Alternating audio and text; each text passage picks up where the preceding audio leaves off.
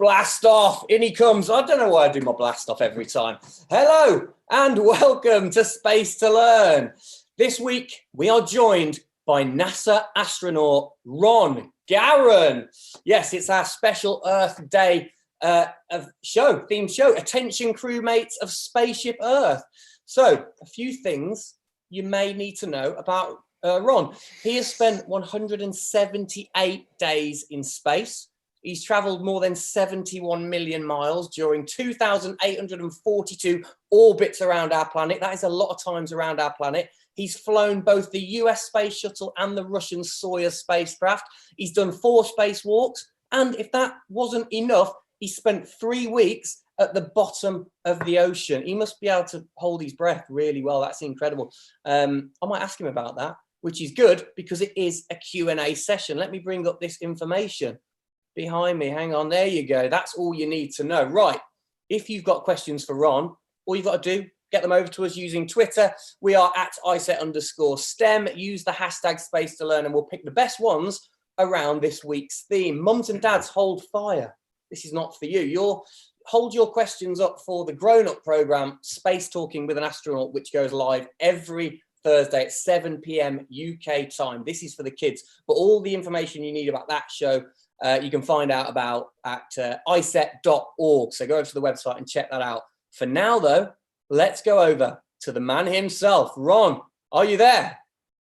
I am. Hey, Gendel, how you doing? Good, man. How's it going? Where are you in the world?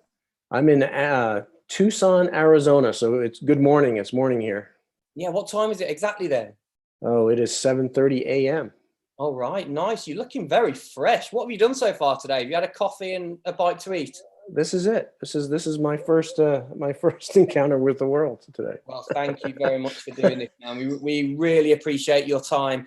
We've got a lot of questions already been flying in from Twitter over the last 24 hours, 48 hours or so. So we'll get to them in a little bit. But for now, I think you've perhaps got a video you can show us first. Is that right? Yeah. Let me see if I can find it. Hold on one second.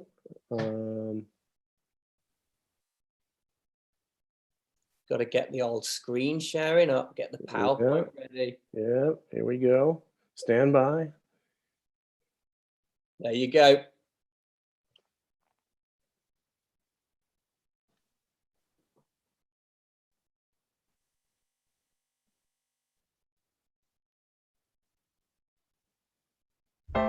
Got a package full of wishes, a time machine, a magic wand, a globe made out of gold. No instructions or commandments, laws of gravity or indecisions to uphold. Printed on the box I see, Acme's build a world to be. Take a chance, grab a piece, help me to believe it. What kind of world do you want?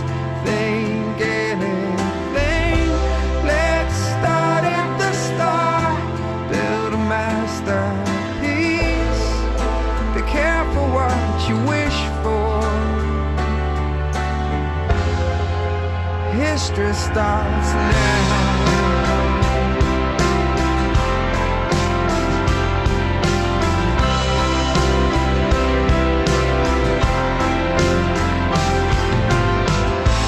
There be people or peoples, money, funny pedestals for fools who never pay. Raise your army, choose your steeple. Don't be shy, the satellites can look the other way. Lose the earthquakes, keep the faults, fill the oceans without the salt. Let every man own his own hand. Can you dig it, baby? What kind of world do you want? Think anything. Let's start at the start, build a masterpiece.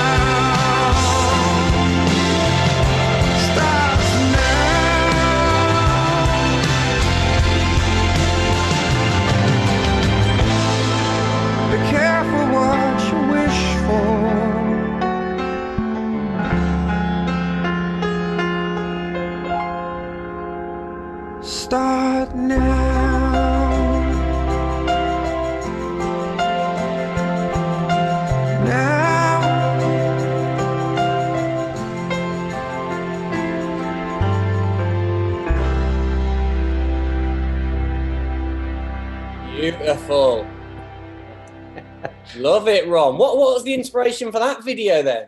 So we made that video in 2011. Oop, hold on one second. I think something's still playing.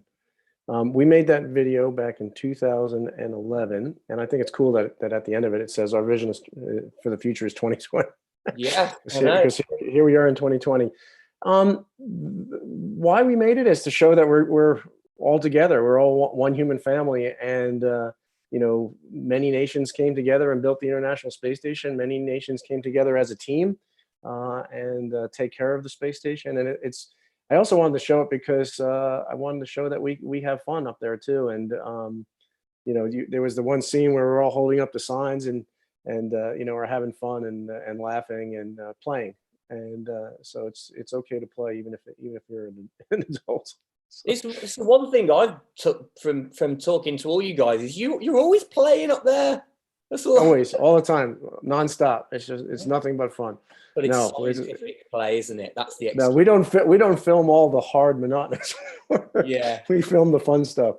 So yeah, you know, it's important to have fun. It really is. It's important to do your work, but you need to have time for fun too. And so we always carve out some time for fun. Yeah, exactly. And sometimes fun is just looking out the window and looking at the Earth. I mean, there's a lot of that. That's the one thing I was wondering. You know, the hatch, is it called the cupola? Is that the cupola? Yeah. Kind of cool. What's the cupola? Because that's like the coolest spot, isn't it? Isn't that where the best view is always? That kind of the yeah. So the cupola is this windowed observatory on the bottom of the space station. So when you're in there, it's kind of like you're in a bubble out in space because there's just windows everywhere, and you get a full, you know, view, and it's pointed down, usually pointed down at the Earth. And it's just absolutely breathtaking. And you can fit probably 6 or 7 people in there. It's that big, and that's the place to go and have a bit of alone time. It is. Or some time with your friends. We've got loads of questions coming in. We've got to start though. I know I threw the cupola one in. Normally we always start with the same question, the big one, because everyone asks it. Why did you want to become an astronaut? Why did I want to become? Well, I wanted to become an astronaut since July 20th, 1969. And so it was on that day that I saw, along with millions and millions of people around the world, the first footsteps on the moon. It was the first mission, Apollo 11, and Neil Armstrong and Buzz Aldrin were walking on the moon. And I was about 7, I guess, 7 or 8 years old, and I just became amazed with that. I wanted to be a part of that group of explorers that got to, you know, step off our planet and explore out into the solar system and look back at the Earth and see what our home looks like. And so that started a lifelong journey that eventually came true. So it was the exploring side of it that yeah, doing something new. Yeah, and fun, and it looked like a lot of fun. It did look fun, bouncing around, didn't it, up there? The other question we always get asked, so kids, don't ask this one because we always get asked, how do you go to the toilet? And I'm not going to ask you this, Ron, because luckily Steve Swanson has put a video on our YouTube channel, so subscribe to it, and he shows you exactly how you, not how you use Oh, I hope not. I hope not. No, you don't see him go to the toilet, don't worry, but he shows you how it works and stuff like that. So we're not going to ask you that question, Ron. Good. Let's so go and check out that, kids. Anyway, it's on our YouTube channel. But let's get into the questions. All right, question number 1 from William, aged 7. How much fuel do you need to get to the International Space Station? How much fuel do you need to get to fly there from Earth? A lot of fuel. A lot. And what's interesting is, you know, most of the fuel, like 90, I don't know, high 90% of all the fuel is just to get out of the atmosphere, to get us to orbit, to get us fast enough that we won't come back down to Earth. And for the space shuttle, that's millions of pounds of fuel. It's almost 4 million pounds of fuel. And again, all of that, almost all of that, everything but a teeny little bit is used to get us into orbit to the point where we can shut down our engines. And without our engines, we can still stay in space and we won't come back down to the Earth. Once we're in orbit, it just takes a little bit of fuel to make our orbit align with the orbit of where we want to go. And usually it's the space station. And a lot of that's because we launch at the exact time where everything lines up. And so it just requires a little bit of fuel after that, but it's a lot of fuel before that. All right. Okay, let's have a look at the next question. I'm just going to cancel the spotlight on me. There we go. Hang on. No, that should be on me. Is that right? Okay. So Matthew, aged 9, from Bracknell. I want to be the first autistic British astronaut to fly to Mars. What advice can you give me? Do I need to learn other languages to communicate with other astronauts as well? Well, great question, Matthew. The advice, whether you're going to go to Mars or anywhere else to become an astronaut, what I think the best advice I could give is to find something that you truly, truly love to do and be the very, very best you can at it. Because we have astronauts that come from many different professions, many different walks of life. So we have veterinarians and chemists and doctors and teachers and pilots, obviously, and scientists. But what they all have in common is they've done very well. They've excelled in their chosen fields. And the easiest way to excel in your chosen field is to choose a field that you really love to do. And then you naturally will be good at it. Math and science is important. It's always important to speak other languages. I think that's important because, what we're going to do, I think, in the future to explore the rest of the solar system, we're going to do as a community from many different nations, as a planetary community. We're going to, leave our home planet Earth as a international crew, and so it's good to know other language. It's always good to know other language because it helps you communicate with people from all around the world. Who was up when you? What was the longest you've been in space for? So my second mission was 5.5 months. Okay, and what other nationalities were on the space station then? So in that video that you saw when we were holding up the signs, in that one video there was Russia, the U.S., and Italy. But I flew with Japanese astronauts, and I was been in training and other events, including the mission on the bottom of the ocean, with many other different nations as well. Okay. All right. Next question. Ron, 8 years old. This is from Nairn in Glasgow. I'm feeling lonely in quarantine, missing my friends. Do you ever get lonely in space? And this was from Ron? This is from Nairn. Nairn, okay. In Glasgow. It's a proper Scottish name, that, Nairn. Yeah. I've been to Glasgow. Great town. Yeah. Do I ever get lonely in isolation? Of course. On the space station, we had a lot of technology like we have here. We had the ability to talk to people on video, and so we could see their faces and interact that way. We had a phone. We had our crewmates that we could talk to, and I think it's really important, even if you're really, really busy, it's really important to spend the time to connect with people that you love, connect with your friends. Today we have all kinds of technology where you can play games with your friends and do all kinds of stuff from your own home. And I think that's really, really important.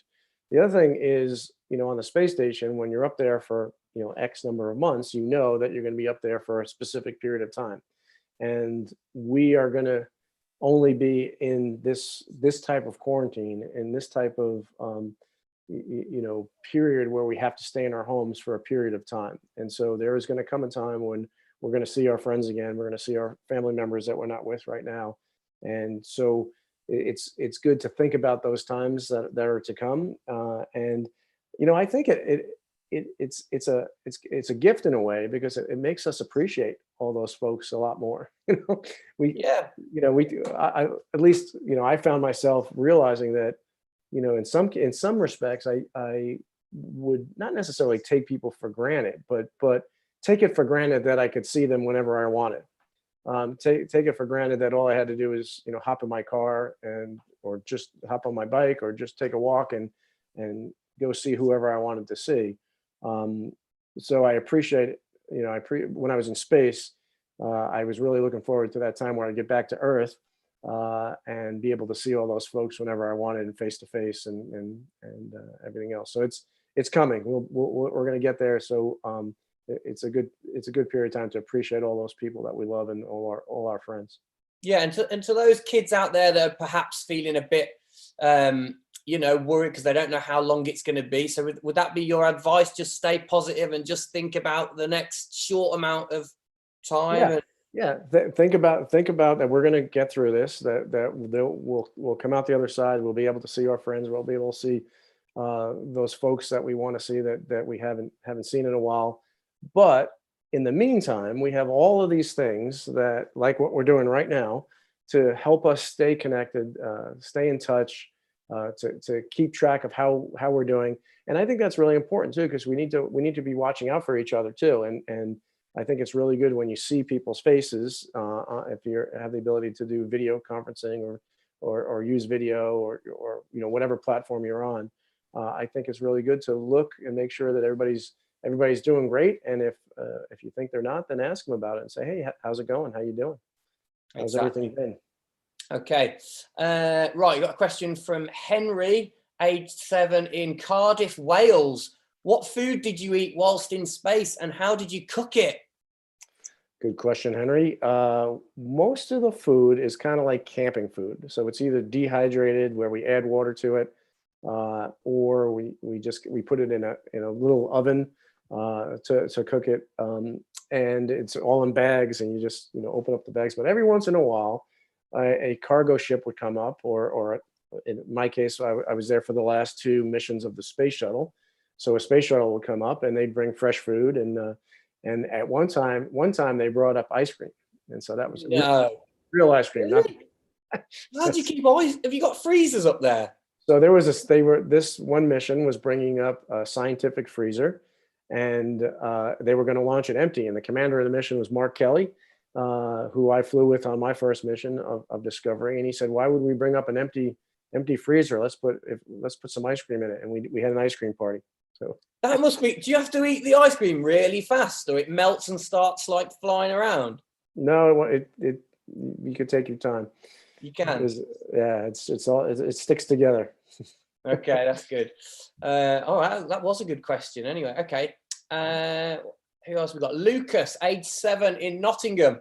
What does it feel like to sleep while you're in space?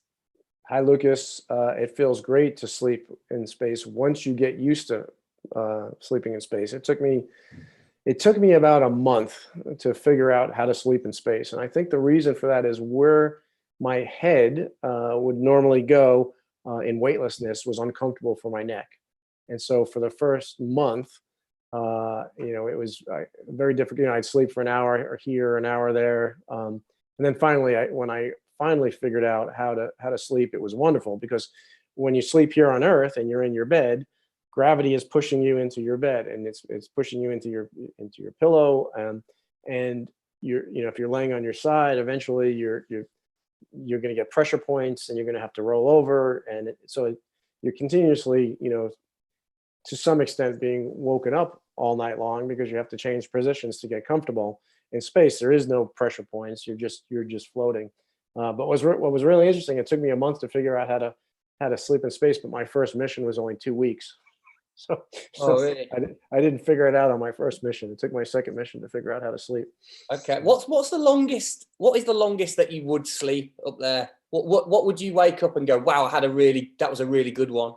Yeah. So the answer to that question is probably about 7 hours. However, with one exception.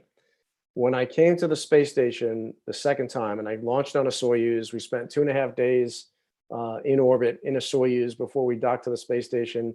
We docked, we opened the hatch, we said hi to our friends, we did a news conference, got a tour of the space station, did all the emergency stuff, unpacked. It was a very, very long day. It was a long 3 days at that point, or 3.5 days. I had my own little crew quarters. I got into a sleeping bag, which was floating in the crew quarters. I was floating inside my sleeping bag. And I remember waking up and looking at the clock and realizing that I had slept for 20 hours. No, really?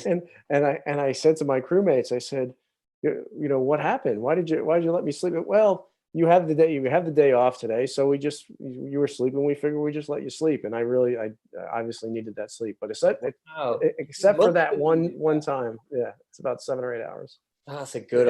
If you're lucky. That's incredible. All right, great. So, okay, we'll do one more quick question. Maybe then we can check out a video again or something if you've got anything else to show us. Dan says, this is quite a good question. When you're in a spacesuit, do your clothes float inside the suit? Yeah, everything floats.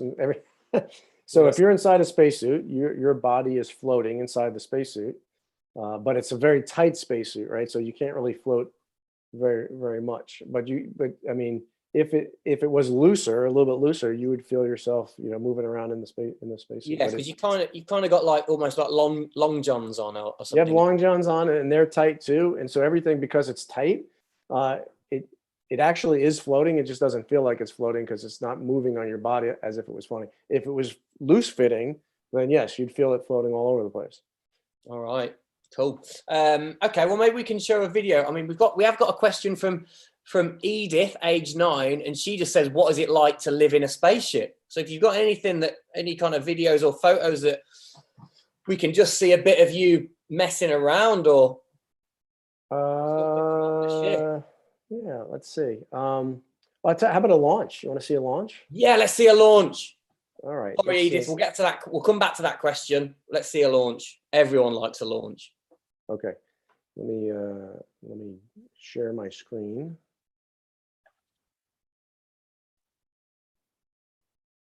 All right, here we go. Oops. This is always the best bit. Screen sharing has failed to start. Please try again later. Oh no. Okay. All right. Well, I assume you're not seeing anything, right? Not seeing anything right now. Okay. Okay. Well, let me try it again. Let me give it another shot. Go.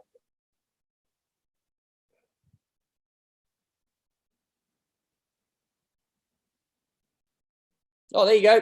All right. Well, you see, that was classic astronaut. Keep your cool. Try again. So this is us on the day of launch, on the space shuttle launch, and we're walking through the same door. All the Apollo astronauts and everybody walk through on their way to the moon. This is us arriving at the launch pad. One by one, we take our turns climbing through the hatch and into our spots. This was Space Shuttle Discovery. And then we had some time to sit. Here we are. We're laying on our backs. We're strapped to the space shuttle. We're wearing the space shuttle on our backs, and we're waiting for the countdown timer.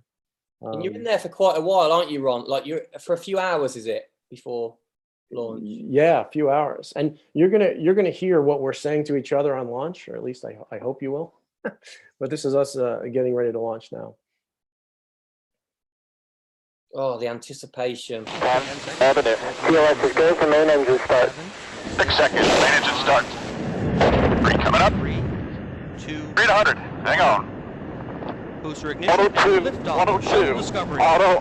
Bate Kudasai. I see 3 at 104. I see a command and a roll. Houston, Discovery, roll program. I am LVLH. Roger roll, Discovery. Houston now controlling the flight of Discovery, a man-made presence. So, what have you have to say? All right, the digitals.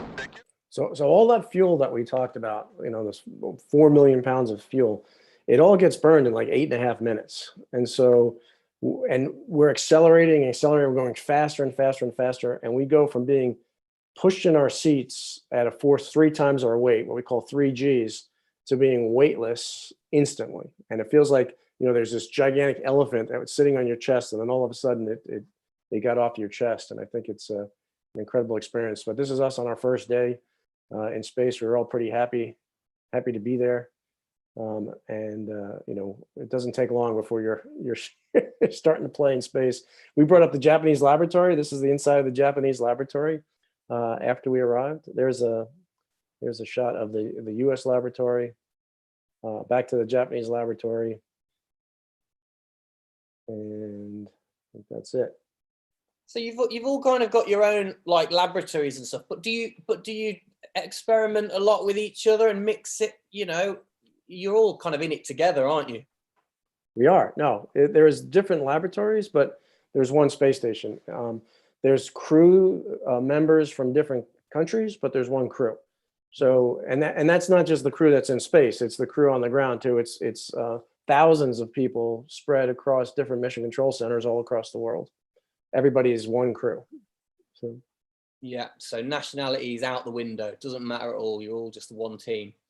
it's not that the nationalities don't matter. It's that you're bringing your nationality or whatever else, your background, your hometown. You're bringing everything, and you're putting it to service of the overarching mission, which is in the case of the International Space Station, science, and to make the world a better place through discovery that we conduct through the experiments that we conduct on this really, really unique laboratory. Okay, absolutely. Okay, let's go back to some more questions then. Did you see extreme weather from space like tsunamis and tornadoes? That's from Flynn and Griff Hart, aged 9 and 6 in Oxfordshire. All right, Flynn and Griff, thank you. Yes, lots. There was, I don't know, maybe 3 hurricanes I saw. There were hurricanes, there were wildfires. We saw all everything that's happening on the Earth. We're seeing it, and so wildfires. We'd see the smoke rise to the limits of the atmosphere and seemingly cover entire continents. And different parts of the year, when the weather gets really dry, sometimes there's fires, and sometimes people do it on purpose. They burn crops to get the land ready for the next year. But it's amazing when you see all that smoke coming up. Hurricanes look beautiful from space, but they also look really, really scary because we know how powerful they are and how much damage they can do. But they're amazing to see from space. Are there particular areas that are always worse for hurricanes? Do you do they stay around the same area? I mean, does the US get? Yeah, I mean, a lot of they emanate from different parts of the world just because of the way that the atmosphere behaves, and a lot of them come from the west coast of Africa and go across and then head towards North America. But I mean, there's hurricanes forming in different parts of the world and heading in different directions all the time. It's just part of the living, breathing planet that we live on. Yeah. I quite like the idea of a hurricane looking quite relaxing, or a tornado looking quite relaxing from up there and quite peaceful and beautiful. Yeah. I mean, you could see right down into the eye too. That's pretty cool. That's amazing. Okay, Heidi would like to know how Ron managed to stay underwater for 3 weeks. I mean, Heidi, just so you know, at the start when I said he didn't have to hold his breath, but I really want to know the answer to this question as well. What were you doing for 3 weeks underwater? Well, thanks for that question, Heidi. We were on a mission that was called NEMO 9. And so NEMO stands for NASA's Extreme Environment Mission Operations. And so there's a habitat, a small small laboratory that's on the bottom of the ocean. It's off the coast of Key Largo, Florida. And I was there with 5 other crewmates, and it was a science mission. And what we did, the primary objective of the mission was to simulate that we were on a moon base. And we did a lot of things that were developing procedures for when we go back to the moon, how we're going to explore the moon. We had a lot of robot helpers. We had so we would go outside of the habitat and we'd either wear scuba gear or we'd wear like a space helmet, but it was designed for being underwater. And we'd go on sea walks on the bottom of the ocean, simulating that we were on the moon, and we could put weights on us and flotation so that we gave us the same type of gravity that we would experience on the moon. And so we looked at different designs for spacesuits. We looked at different designs for how we can use robotic helpers. We used different exploration and mapping techniques, but it was also a medical mission. And we had what we call telerobotic surgery. We had a telerobot on or a surgical robot on the habitat with us. So we had a doctor in Canada, 3,000 miles away or further, operating the controls of the robot, and the robot was doing a simulated operation on the bottom of the ocean. And so that was working out procedures like, what if we go to Mars? What if we go to the moon and somebody needs an operation and there's no doctor there? Can we do surgical robotic surgery there? But the other thing is, there's lots of areas in the world that don't have major medical centers. There's lots of areas in the world that where a surgeon can't get to. But if you can deploy these surgical robots and surgeons anywhere in the world, say you have the best surgeon in the world for a particular type of surgery, that surgeon can operate, anywhere in the world using one of these robots. So there was a lot of other things that we did, but it was a 3-week science mission. It was absolutely spectacular. It was in a beautiful, beautiful coral reef. And so we got to know the neighbors, and the neighbors got to know us. And it was just teeming with all kinds of sea life. There was, barracudas and sharks and sea turtles and, stingrays, and just everywhere you look, there was just all of this sea life. And it was really a wonderful 3 weeks. So how deep was it? It's the bottom there is about 70 feet of water, and it's not like a submarine. So in a submarine, you're closed off, and the pressure that we're feeling right now on us, you can have that same type of pressure in a submarine. Where we were, it was open to the water. So like when you take a cup and you turn it upside down and you put it in water, the water doesn't go up into the cup because the air pressure inside the cup is the same as the water pressure underneath it. So the water stays right at the lip of the cup. Yes. So in our habitat, if you walk to the end of the habitat, there were stairs that walk down into water. And when you walk down the stairs, you were on the bottom of the ocean. And so it was completely open to the ocean. That's incredible. Sorry, it was fun. It was fun. With this now. How did you? Last question. I find this really interesting. How did the isolation and the? I mean, I don't know if you get claustrophobic. Maybe there's some kids at home that don't like being in small places or being at home. How different was it underwater compared to being in space? Well, both cases was wonderful, and probably the most wonderful thing about both of those is the people that you're with. You're with fun people that you want to be with, and in both cases you're kind of locked inside a can. Yeah. So you better like the people. But also the other thing that was wonderful is in both cases we had windows to look out of, and in the space station we would look out primarily the cupola and see the beautiful Earth and just be amazed by the beauty of our planet. And the same thing on the bottom of the ocean. We had these big porthole windows that we could, sit at our galley table and have breakfast and look at all the sea life going by. It was just absolutely breathtaking, and you don't get bored in an environment like that.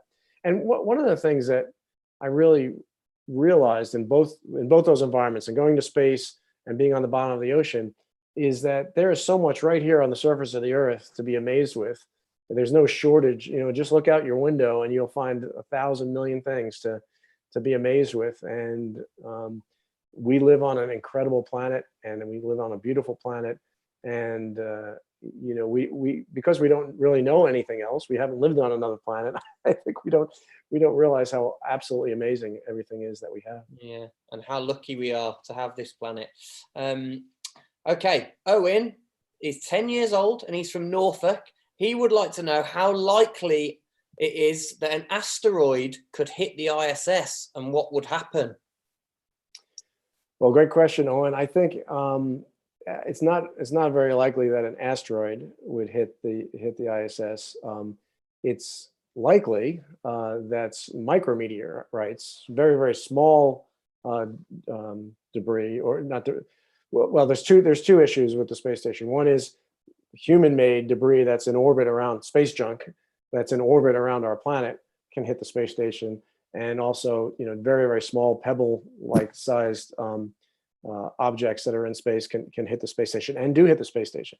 When you're out on a spacewalk, you see little craters all around the space station from times where little specks of grains of sand basically have hit the space station. So it's something that we really need to be careful about and watch out for. When I was on the space station, we had a piece of space junk come very, very close to the space station. And in most cases, we're tracking all these things that orbit the Earth is up to a certain size. This particular piece was very, very big, but for whatever reason, it caught folks by surprise. Because normally we'll move the space station. If we think of a piece of space junk is going to get too close to the space station, we can change the orbit of the space station. We're going to raise or lower it. but we didn't have time to do that. So in this particular case, all we had time to do was close every hatch on the space station. There were 6 of us on board, and 3 of us got into one Soyuz spacecraft and closed the hatch. The other 3 got into another Soyuz spacecraft and closed the hatch. And we just waited, and this object passed within 300 meters of the space station, and so that was a close call. So Wow. it's What a real. What was it like? A It was like an upper stage of a rocket, so it was pretty big. Yeah. So a lot of times, when things get launched into space, there's pieces that come off it that don't come back to Earth immediately. Eventually, most of them do, but they orbit the Earth for a while before they come back to Earth. And when they do come back to Earth, they burn up in the atmosphere. Oh, okay. All right. So we don't have to worry about bits of rocket falling down and landing in our garden then, because they all burn up. That's right. Okay. All right. The big question. We finally had it from Fionn, who is 4 years old, of Sully Primary School. Have you ever seen an alien? Have I ever seen an alien? I'll tell you that. Let me give you the truthful answer, and then I'll give you the truthful. The truthful answer is no. I've never seen an alien. I've never seen any life that has emanated from outside or was, born, that wasn't born on Earth. But I did get. There's a TV show in the U.S. where they have a habit of jumping out and surprising people on the street and asking them questions. And I got asked that question once. And so they asked me, have I ever seen any aliens? And I knew that they were going to, no matter what I said, they were going to try and make me look silly. And so I decided to make myself look silly. So I would save them. So I said, I've never seen any aliens, but that's because they're very, very small. And if they were very, very small, and I saw them, that would be a pretty monumentous occasion. But the universe is an incomprehensible size. It's enormous, and it doesn't make sense to me that there wouldn't be life somewhere in the universe besides ourselves. But that doesn't mean that they're here, that they visit us. And I certainly have never seen any. Do you think that's a general feel that every astronaut believes that there's alien life? Do you think you all? I don't want to speak for every astronaut, but I think mathematically, just statistically, there's so many stars, there's so many galaxies. Each of these galaxies have stars that have solar systems. Each of these solar systems have planets that potentially could support life. Life started here. Life is right now. Life is so unique that the only place in the universe where we know life exists is right here. Mm-hmm. So is it possible that out of all those, trillions and trillions of potential planets that are out there, that this is the only planet that has life? Yeah, that's possible. Is it likely? No, it's more likely just because of math, because of statistics, that there's life elsewhere. If it started here, it could have started elsewhere. Okay. But the other thing is, if it had started elsewhere, the universe is so big that it could be a very, very long time before we would ever realize that. Yeah, before we get to them. Or even hear about them. Or it's not just about them coming to us. We've got to try and get to them as well. Exactly. Okay. Liam from Norfolk. Good question, this one. What do you miss most about Earth when you're in space? Oh, Liam, that's a great question. Well, I mean, I miss my family. I miss my friends. I miss, folks that I like spending time with. So that's, and it's interesting, when I was getting ready to go to space for a half a year, I started to notice all the things that I knew that I was going to miss. Simple things like feeling the breeze on my face, hearing the sound of the birds, seeing the ocean, hiking outside, going on a mountain, all of those things were things that I knew I was going to miss, and I really did miss. And just being outside and breathing the air and everything, it was just things like that I really missed. But what was interesting is, after I was up there for a half a year, I started to realize all the things that I was going to miss from being in space, like being weightless and having the freedom to fly every day when I went to work, I got out of my little crew quarters there and I flew to work like Superman. I just, pushed off with a finger and just flew. And so if I wanted to work on something on the ceiling and I didn't want to reach up, I could just flip upside down and turn the ceiling into the floor. Obviously, the view of the Earth, seeing the Earth, and it's not just seeing the Earth, it's seeing the Earth. We're going around the Earth at 5 miles a second. So the scene is constantly changing. And it's just, seeing the colors and the lights and the motion and the clouds and seeing and knowing that there's people down there and there's animals down there and plants down there there's life down there, and that this life is all interacting, and it's just absolutely beautiful to see that from space. And I knew I was going to miss that as well. Yeah, awesome. I bet it just it never gets old flying, does it? That feeling that you just every day be like, oh, I've got to go to work. This will be yeah. So people ask me, did you get, what did you do when you got bored for the 6 months that you're up there? I said, I didn't get bored. I never got bored. No, I literally never got bored the entire time I was up there. That's amazing. Okay, Heidi, age 7 from Dunlop, Asia. I hope I'm saying that right. She would like to know what Ron thinks we could do as a team to make the world a better place. Wow, great. You're a good man to answer this, Ron. Yeah. The best thing that we can do is to realize that everybody has something to offer, that we all need to work together, because everybody knows that there's some pretty big challenges on our planet. There's problems that we as a human family need to overcome. And I think the best way to do that is to all work together, is to realize that no one person, no one group, no one country has all the answers, and that we have the ability now through technology like this, is we can cooperate, we can work together with people all around the world, no matter where they are. And that is something that I think is going to open up a lot of our ability to overcome these challenges that we face. But we as a species, we as a people need to be willing to accept the inputs and accept the opinions and accept the contributions of everybody from around the world. We can't have the idea that we've got this covered.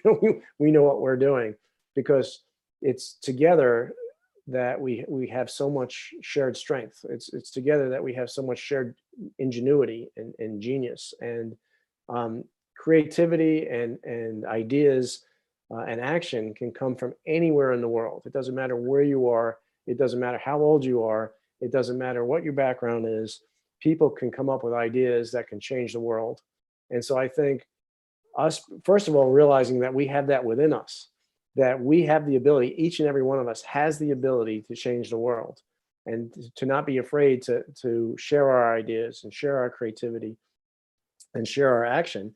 And then the other side of that is that everybody has to be willing to realize that other people have creativity and ideas too, and to work together. And I think that's the fastest way for us to progress and to make the world a better place. Good answer, Ron. You've done that before. That was brilliant. All right. Well, maybe we can have another video. Have you got another video you can show us? Yeah. Let's see. What do you want to see? Whatever. Oh, mate. Whatever you think. Whatever the kids are going to like at home. How about we look at some? If we look at some pictures of space from Earth. How about that? Yes, that's good. I mean, a lot of the guys we've spoken to, Steve last week and Tony Antonelli, they all said their favorite thing was the view. Their favorite pastime was just looking at the view. Was that your favorite thing to do if you had a spare 5 minutes? Absolutely the best thing. So you seeing that? Yeah. So we get 16 sunrises or sunsets a day. We also get moon rises and moon sets, and so there's a shot of the moon. I think it stopped playing. What happened? It's not a bad frame for it to stop. Yeah. So, and then I guess we could see some. You want to see some spacewalking? Yeah, spacewalking. So you've done four spacewalks, have you? I have. Yeah. Let's see if we can find that. I mean, that's got to be. Oh, let me show you a view of the cupola.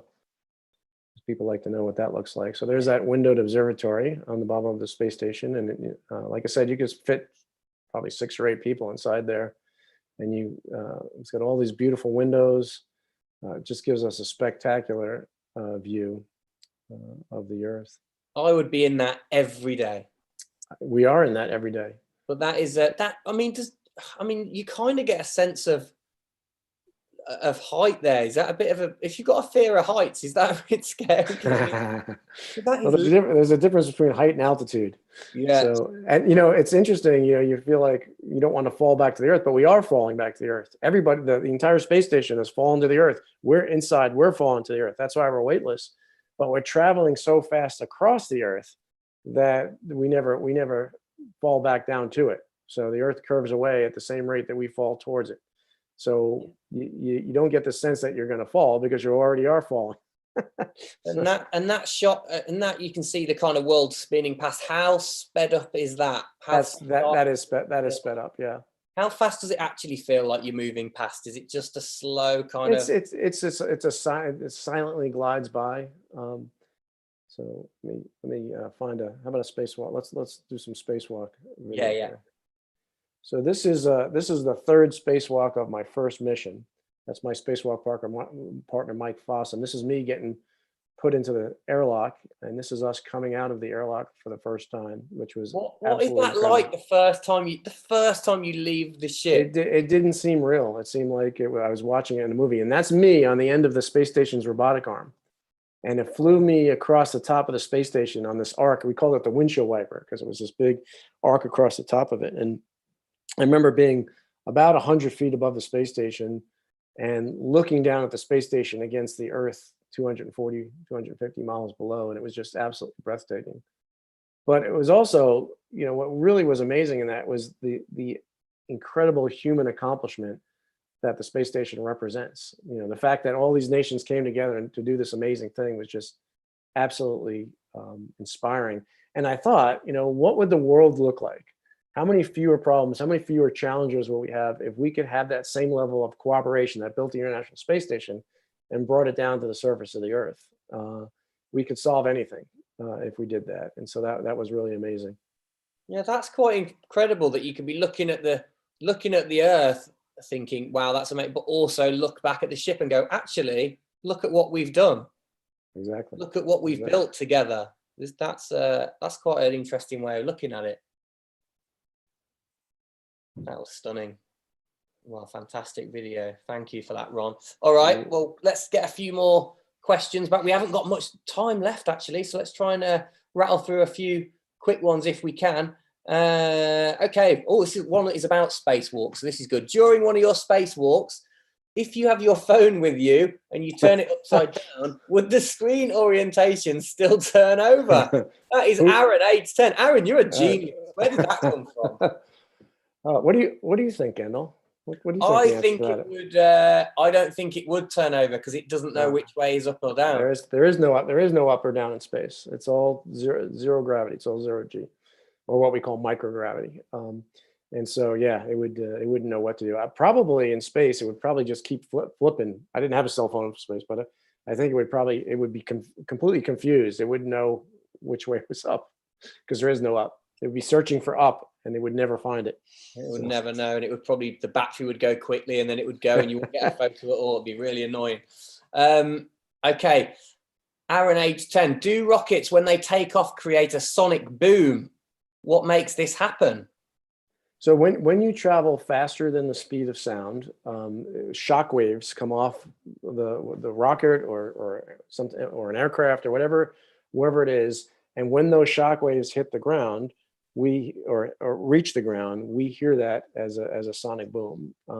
And so it's, all the air is, you're going so fast that the air, you're actually compressing the air molecules and creating a wave, just like you see a wave in the ocean. We've got this wave of air that comes. When you see a boat and the boat has all these waves coming off it, that's exactly what's happening. It's not water, it's air.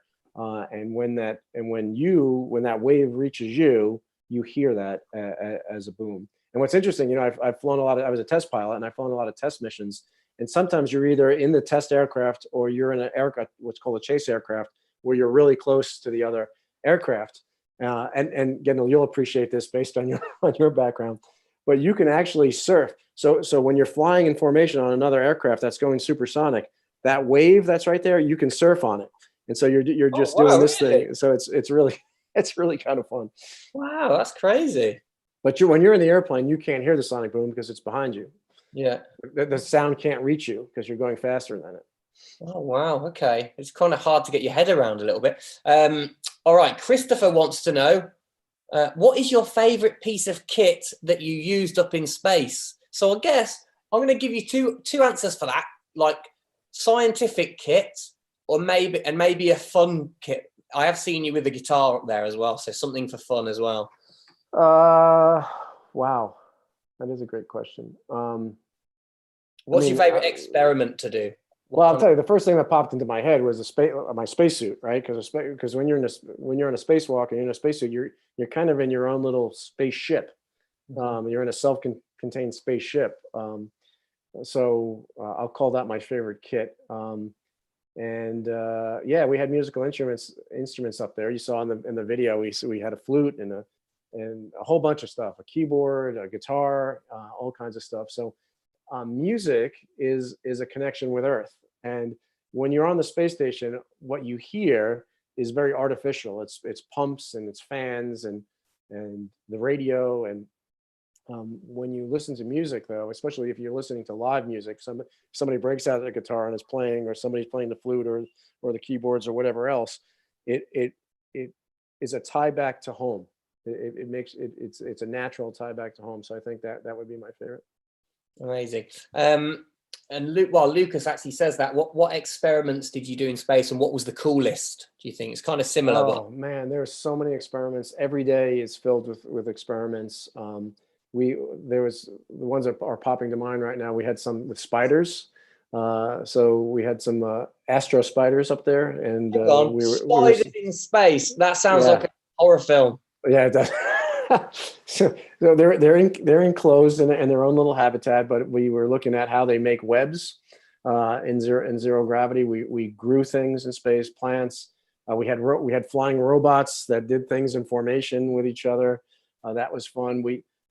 Most, if not all, of the experiments that are on the International Space Station have two reasons why we're doing it. One is to help us explore the solar system more. It helps us with space exploration, but it also helps life on Earth. And so there's new materials being made, new ways to have energy, new medicines, a greater understanding of the human body and how the human body functions in extreme environments. The list goes on and on. And it's just so amazing to be a part of that science, which can't be done anywhere else. It's such a unique environment up there that these experiments can't be conducted anywhere else. So it's all a lot of fun.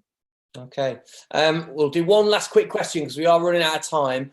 This is my favorite question ever, I think. Maud, 89, said, "Why is the ISS so messy?" Wow, thanks. Oh man, we all try and keep it so clean. We all try and keep it so clean. Oh, Maud, I don't think that it's not that it's messy. It's that we have so much stuff up there, and so we have to. It's a really, really big place, but we have it so crammed with stuff because if something breaks, we have to have all the parts right there to fix it. We have to have all the food. If for some reason rockets can't come up and bring us more food or more water or more oxygen or all those supplies, we have to have a great deal of that on hand, and so. That's one of the reasons why things look messy on the space station is we have so much stuff.